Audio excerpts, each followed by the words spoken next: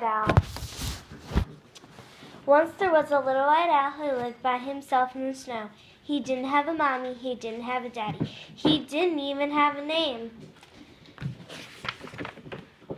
But he didn't really mind too much. It had always been like that, and his head was full of happy stories.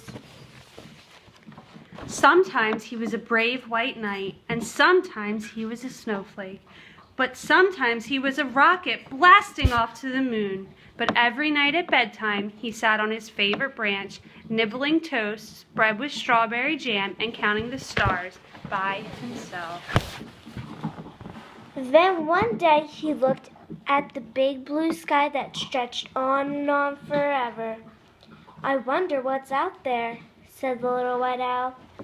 So he packed his teddy and his clock. It was time to see the world. For days the little white owl flew over turquoise oceans and deserts of gold. Then he spotted the prettiest trees sprinkled with tiny jewels. So down, down, down he swooped. But wait! These jewels had beaks. They were owls, beautiful owls, owls just like him. Would anyone like a bite of toast, he said? But the beautiful owls sat quiet and still. They did not want to spoil their perfect feathers.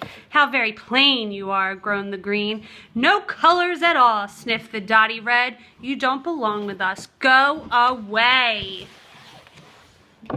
"But I do have colors," cried the little white owl, "here in my heart. And bumping up and down in me are lots of happy stories. I'll share them with you if you want me to."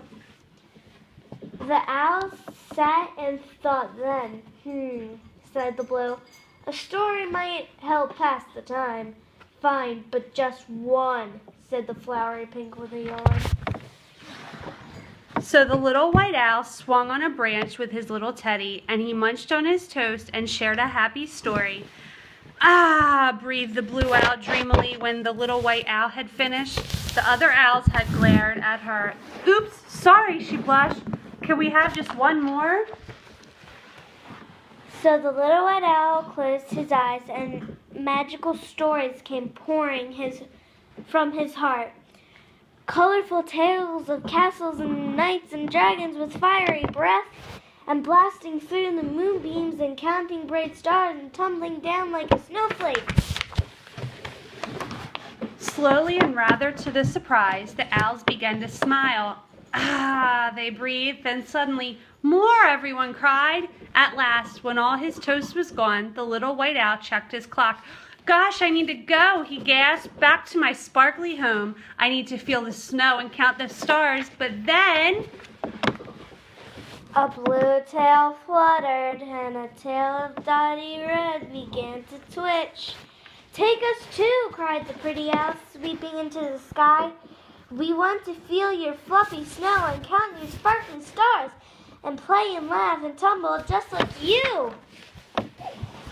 So the little white owl led them home, where they tumbled and twirled on the ice. Like splashes of rainbow, they speckled the snow, their colors brighter than ever.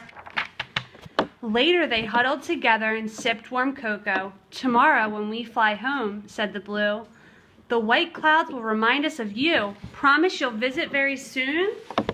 "I promise," smiled the little white owl, "and you can tell me all your stories." Then he snuggled up on his favorite branch and soon was dreaming happy dreams as a huge silver moon hit the deep dark sky that stretched on and on forever.